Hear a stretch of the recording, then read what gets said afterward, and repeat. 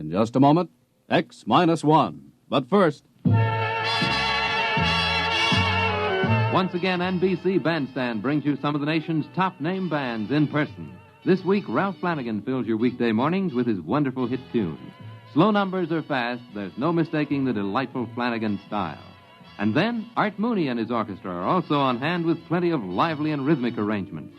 The four lads take the Mr. Music spot this week, and Bert Parks is back as permanent MC. Hear them all on NBC Bandstand. Now stay tuned for X-1 on NBC. Countdown for blast off. X-5, 4, 3, 2, X-1, fire.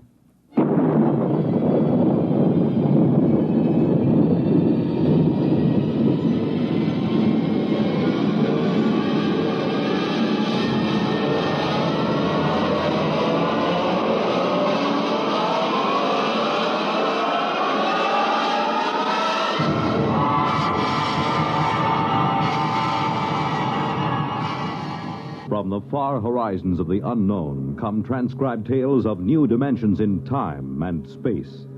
These are stories of the future, adventures in which you'll live in a million, could be years, on 1,000 maybe worlds. The National Broadcasting Company, in cooperation with Galaxy Science Fiction Magazine, presents X minus one.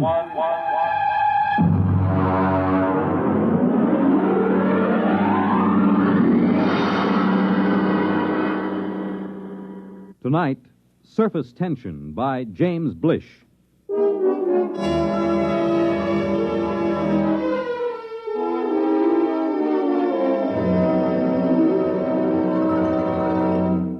in, Professor. Come in. Mr. President, Do sit down. I'm terribly sorry to have kept you waiting. time has very little significance, sir. Well, now, what is the urgent nature of your visit? Mr. President, for some time now at the Nuclear Institute, a group of us have been making a study of a new star, which has entered our constellation. Yes, the military advised me there was some disturbance. We've completed our calculations, sir. And? Before I give you our results, let me tell you that we've been in touch with the Scientific Council of the Asian Confederation. They've verified the results. I'm waiting, Professor. Mr. President, the effect of this new star in our galaxy will be extremely catastrophic. At the rate it's expanding, it will cause the sun to explode. The what? The sun is going to explode. But, well, that means... Exactly. The world will end in precisely 2 weeks and 7 hours. This is incredible. Were you absolutely certain of these calculations? Absolutely. Does anyone know of this? Well, as soon as we guessed where our study was leading us, we classified all information. The actual final results are known only to a small group of scientists here and in the Asian Confederation. 2 weeks. And 7 hours. That would be September 4th, 2056. At approximately 12 noon. Is there anything to be done? Nothing. The other planets, Mars, Venus... All will be destroyed. The universe as we know it will disintegrate. And the race? Will vanish. It's impossible. Those are the facts, Mr. President. How you choose to make them public, if you do choose to make them public, is a matter of government. Yes, of course. Has the president of the Asian Confederation been notified? He's being notified at this moment. I intend to take the following steps, Professor. First, I will contact the Asian Confederation. What's the name of their chief scientist? Dr. Gorlick. Yes. I'll propose that you and Dr. Gorlick be given every resource to find a method of preserving the race. You'll be flown to their laboratories by rocket ship in an hour. I would like to spend these remaining days with my family. Your family can accompany you. They'll ask questions. They should know better by now. You will not release the information to the public. I would prefer to keep it a complete secret, provided the Asians agree, of course. A public announcement would only create utter panic and chaos. I assume it will happen instantaneously? Yes, instantaneously. Then secrecy is best. One thing, Mr. President. Yes? I wonder if perhaps religious leaders should be told. Professor, I believe in the power of God myself. I also believe that my single prayer can be heard by the Almighty just as well as if there were 10 million. There will at least be 2 of us, Mr. President. I, too, will pray.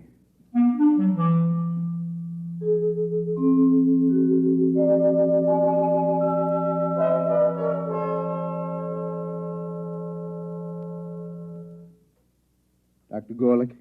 Professor, how nice to meet you again. Do sit down, sit down. Thank you. Quite a problem, eh? It's quite a problem. If the rest of the world knew what we too know. I feel they should be informed, nevertheless. Well, that part of it is for the administrators. We have our own work. Do you seriously believe that we have the remotest chance of solving this problem in the 2 weeks that remain for the universe to exist? That depends on what you consider a solution, Professor. Anything that will preserve the race. In that case, we have a solution. You're joking. About so serious a matter? Hardly. But would you step over to the table, please? Now, if you will be so good, look into that eyepiece in front of you while I focus it. Will you tell me, please, what you see there?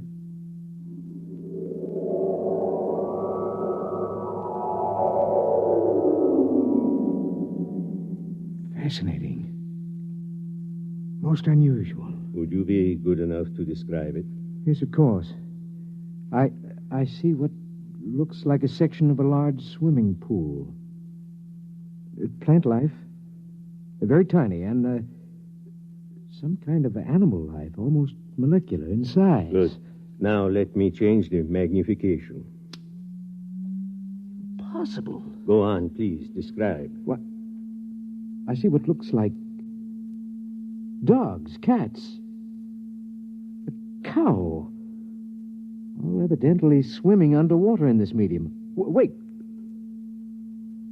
Yes, they seem to be dogs and cows and cats, except that they appear to have gill-like breathing apparatus. Good, good. It looks as if somehow these species have been mutated to live underwater. Exactly.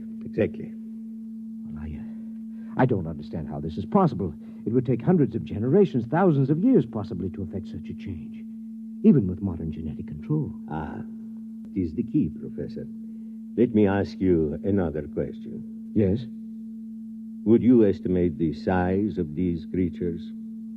I would say they're normal size. And the size of the pool, as you call it?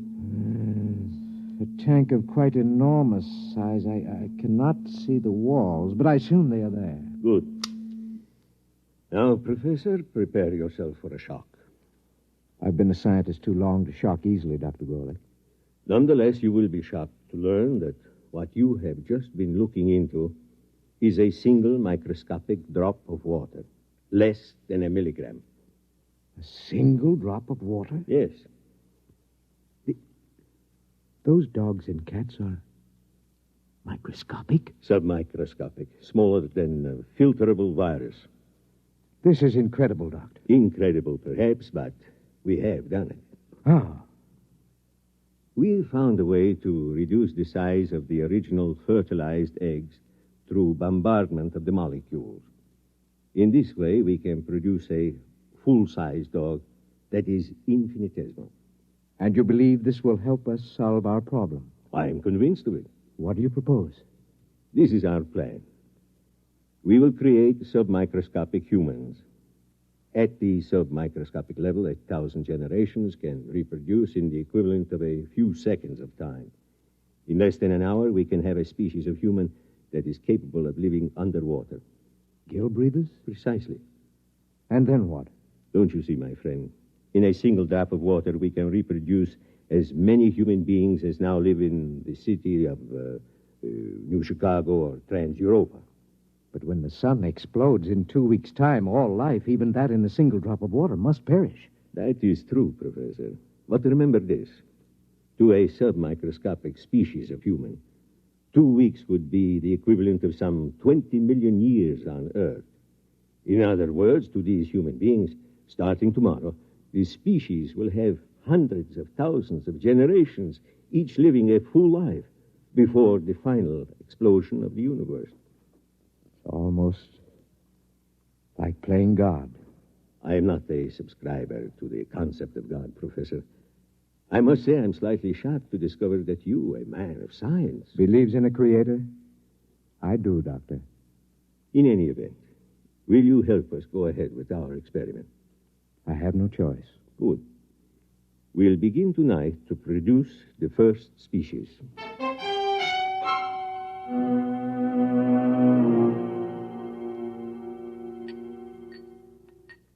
Careful with the virus. Here's the tube. Now then, we'll place this in a drop of water underneath the lens of the microscope. What about the evaporation and condensation of the drop? All outside factors will be controlled, temperature, humidity, and so on. Will you turn on the lens, please? Now, using the highest magnification, we'll be able actually to manipulate a single being with electron magnets. A sensation we would interpret, possibly, as we interpret a centrifugal force. Ready? Ready. Good. We begin the experiment.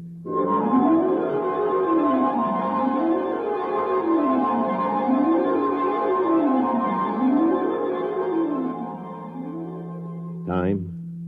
1900 hours, 56 minutes, 3 seconds.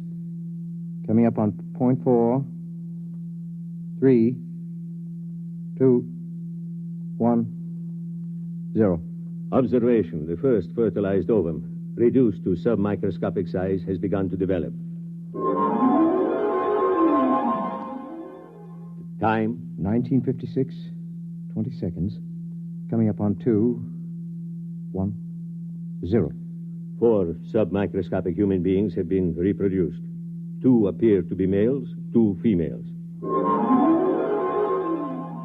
Time? 1956, 24. Observation. 10 generations of submicroscopic humans have been reproduced. Webbed toes and fingers and elementary gill modifications have begun in response to submersion of species in highly oxygenated vapor. Time? 1956, 45. 100 generations have reproduced. Increased water in vapor has resulted in gill structure, species now ready for total submersion in a droplet of water. Turn on the electron magnet. Now for the crucial part of the experiment. Total submersion. If any should die, I feel like a murderer. The prolongation of the human race is at stake. It's a calculated risk. Still. Steady. I am about to effect the transfer. Steady. Now. Done. Look in the microscope, quickly. I can't find them. Let me. They're alive and swimming around. How many? Thousands. We've done it, Professor. Inside that drop of water, human beings like you and me, except for their gills, are already beginning to establish a civilization that will last for them millions of years. And for us? 2 weeks to observe and wonder, and then...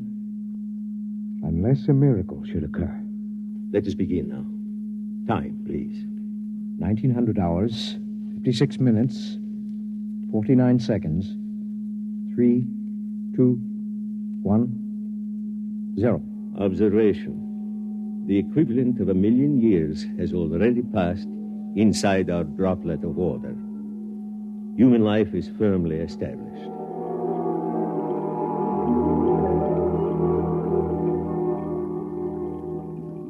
Sir! Sir! Come in, Lavin. Come in. I swam down from the museum. I'm exhausted. Rest yourself. Would you like some proto steak? No, thank you. Breath of oxygen, perhaps? 100 proof, distilled from pure upper-level water. A breath, perhaps. Now then, I assume that you've come about the plates. Yes. Naturally, the directors of the museum are most anxious. I haven't completed the translation yet. It's been 6 months. Yes, I know that, but they're incomplete.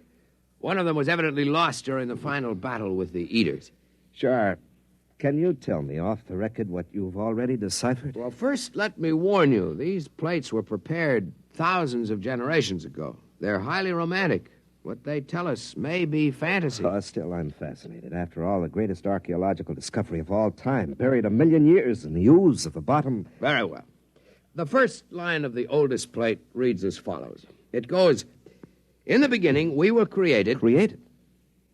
What an extraordinary concept. By whom? What about evolution? Yeah, let me finish. It goes, "We were created by men who are not as we are, but who are our ancestors all the same. They were caught in some disaster, and they made us and put us here in our universe so that the race of men might live on." Ridiculous. Perhaps. Well, this supposes a universe other than ours. The theory has been advanced before. By fools. Fools? Look at us, Lavin. Are we really suited to this universe? Our gills, our webbed feet, these are the product of evolution and adaptation. But the shape of our bodies, the way we swim... Well, I'll admit there's some basis for the theory, but every experiment, every attempt to prove that anything exists outside, that the surface can be pierced... According to the plates, the surface can be pierced. Listen to this passage. "There are 3 surfaces of the universe. The first is the bottom, where the water ends. The second is the thermocline, the dividing water between the bottom and the sky. The third is the surface film beyond which none can pass. And beyond the surface film, beyond the surface is the universe of the creators." Well, the whole thing sounds like a parable or a song. Whatever it is, remember this. Thousands of generations pondered the miracle of our existence before these plates were written. Primitive. Men. You sound like a mystic, Shar. To think that a scientist like yourself could believe in the existence of creators. Nonetheless, creators who were formed in our own image. Or we in theirs. I'm shocked, truly. I intend to complete the translation of the plates. I will pursue this project for the rest of my life, if necessary.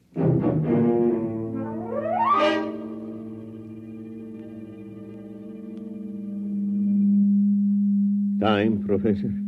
Second day, 14 hours, 6 minutes, 10 seconds. Observation. The plates which were inscribed with microscopic data by an earlier generation have evidently been removed by a subsequent generation. Our study shows that a highly developed civilization is now living in the drop of water. Certain water organisms have been domesticated and underwater ships have been developed.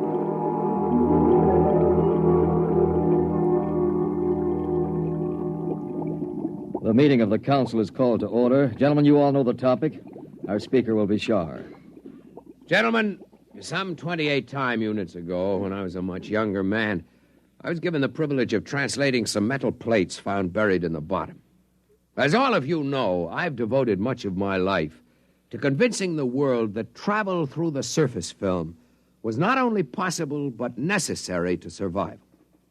Finally, the council has seen fit to grant my request for a special ship to accomplish this travel. I'm deeply grateful, and I would like to request my friend Lavin as head engineer for this project. Permission is granted. We wish you luck. The whole of our world will be following your expedition.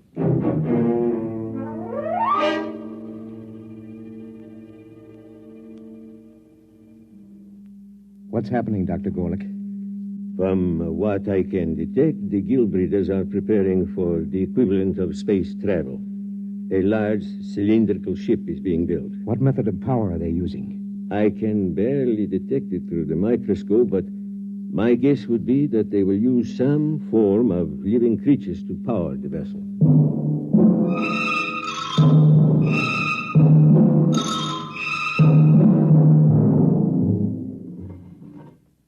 Shar to leader. Shar to leader. Leader, go ahead, Shar. The ship is ready to take off for the upper levels, leader. Water sealed in. All tight. Tom's ready to move. Tom's ready. We'll give you an escort of paramecium ships as far as the upper level. After that, you'll be on your own. Very good. Whenever you give the signal, Captain, Lavin can order the diatoms to proceed. The Sandbar is clear for the initial climb. Your course is straight up the stem of Water Plant 6.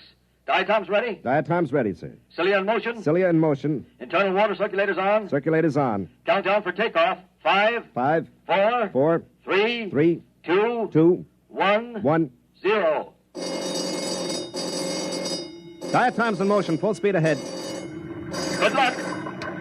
Well, Shar, This is the beginning of your dream. If the ship holds. We've utilized every engineering principle known to man. Double construction of the toughest water lily, 2,000 living diatoms for power, 20 million cilia. I'm not worried about the power. I'm worried about the temperature and the impact when we reach the surface film. What's our speed? 20,000 knots. Well, we've reached water plant 6. Now for the climb up the stem to the surface. Overseer.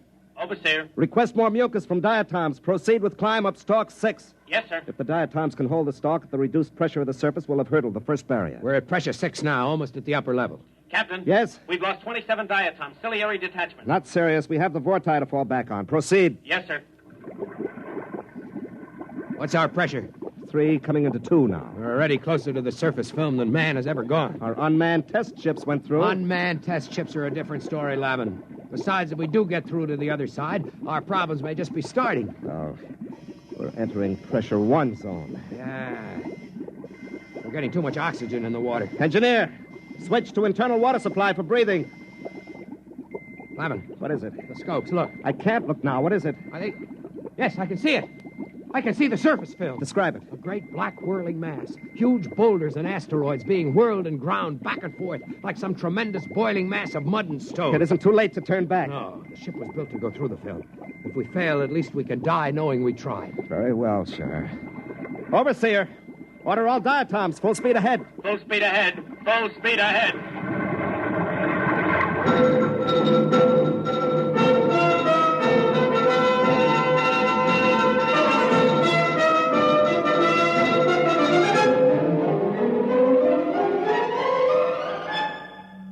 The film, Shar. Pressure on the ship is increasing. Overseer, more oxygen for the diatoms. Captain, the diatoms are dying. More oxygen. Keep moving. We're almost through. Shar, use the auxiliary vorti. Maybe the motion of their cilia and the thrust of the water. Overseer, bring up the vorti. Full speed ahead. We're moving. We're making headway. Oh, if the ship will only hold together. Shar, we're through. We're on the surface. Open the viewing port. It's blinding. Put on your eye shield. Look, Shar. Like a huge sheet of metal stretching as far as the eye can see, with thousands of small streams and great rivers of water. Look above us, Lavin. Space. Space as far as one can see. And a single huge sun like a great eye looking down at us. Must be billions of miles above us. See those enormous boulders and that molten rock on the surface? The ancients did not lie when they made the plates, Lavin. The universe does exist beyond the surface. Yes, but where are your creators, Shar? Certainly, they were a romantic notion. I believe they exist, Lavin. Shar. Captain, the diatoms are dying. There's not enough oxygen in the water cases. What's the atmosphere like? Almost 30% oxygen, completely unbreathable. We'll have to try to get back into the surface film to restore life to the diatoms. Overseer, get the diatoms out of their shells. Full reverse speed down the stalk. We're going under again. Yes, sir. I'll try. We know one thing, Lavin. The surface can sustain life. Can't sustain ours much longer. Full reverse. It's no use, Captain. The diatoms are near death. Use the vorti. We haven't enough water, sir. They're starting to suffocate. We've got to get back beneath the surface. Lavin, we must think of what it means to mankind to know that the universe goes on, that it can sustain life. I don't know what to do, Shaw. We're finished. There must be a way. A way? Why don't you pray to your creators now? Perhaps they'll help you. And as for me, I'm resigned to death. I cannot share your bitterness, Lavin. We have enough water for perhaps 2 minutes breathing, Shaw. There are no miracles and no creators. You'd better prepare to die. I am as ready as you, Lavin. Captain, we're strangling. Well, Shar, why don't you pray to the creators? Better still, let me. I have a louder voice. Hey, creators! You all-powerful ones who made us, can you hear me? This is Captain Lavin of the first ship to breach the surface. We need your help. Can you hear me? We need your help. If there be creators, and I believe there are, then I ask that our presence be noted, and that we be delivered from this trial not for ourselves, but for the good of the race.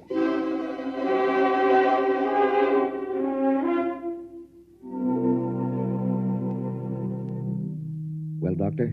The ship has emerged from the film and is lying on the surface. There is no movement now. Probably strangling from lack of water. Very likely. What are you going to do? It's a pity they can't get back again. Eventually, they may have to learn to live on the surface when the temperature changes. Why not help them? You've played God before. Why not, indeed? Switch on the electron magnet.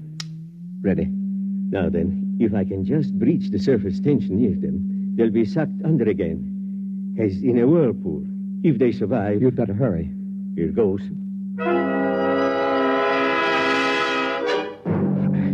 can't live much longer, Char. No. It's getting... What's that? I don't know. We're moving. Downward. Flavin, it's a vortex. A vortex is opening through the surface. One way or another, we'll die. The ship can't take the stress. We're dropping. Char!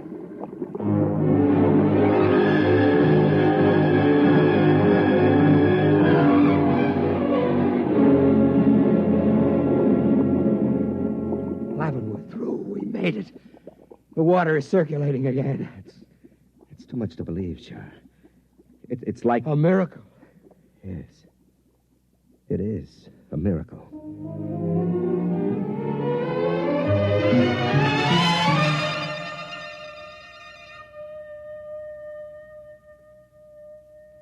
Well, Doctor? They've gotten through. The ship is floating down toward the bottom now. I wonder what they thought at the moment they were saved. Must have seemed to them as if the hand of God reached out to help them. Very likely. Do you suppose they prayed? To whom would they pray? I don't know.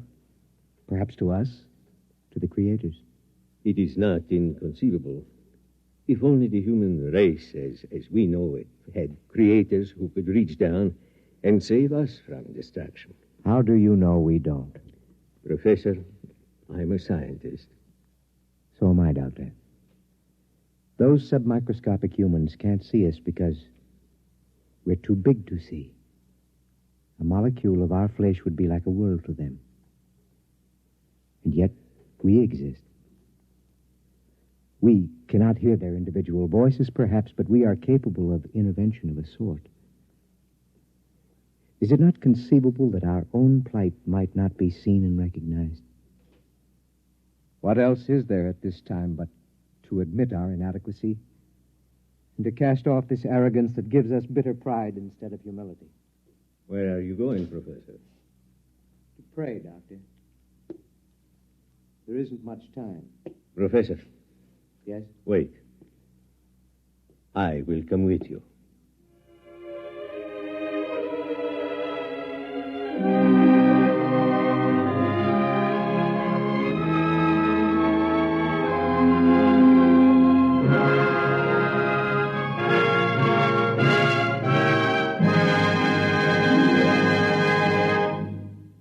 You have just heard X-1, presented by the National Broadcasting Company in cooperation with Galaxy Science Fiction Magazine, which this month features Jackpot by Clifford D. Simak. After years of searching, they had discovered the richest strike in the whole galaxy. But what in the name of space was it? Galaxy Magazine, on your newsstand today. Tonight, by transcription, X-1 has brought you Surface Tension, a story from the pages of Galaxy written by James Blish and adapted for radio by George Lefferts. Featured in the cast were Louis Van Ruten, Danny Acco, Lawson Zerby, Larry Haynes, Mason Adams, James Stevens, and Robert Hastings. Your announcer, Fred Collins. X-1 was directed by Scott Buckley and is an NBC Radio Network production.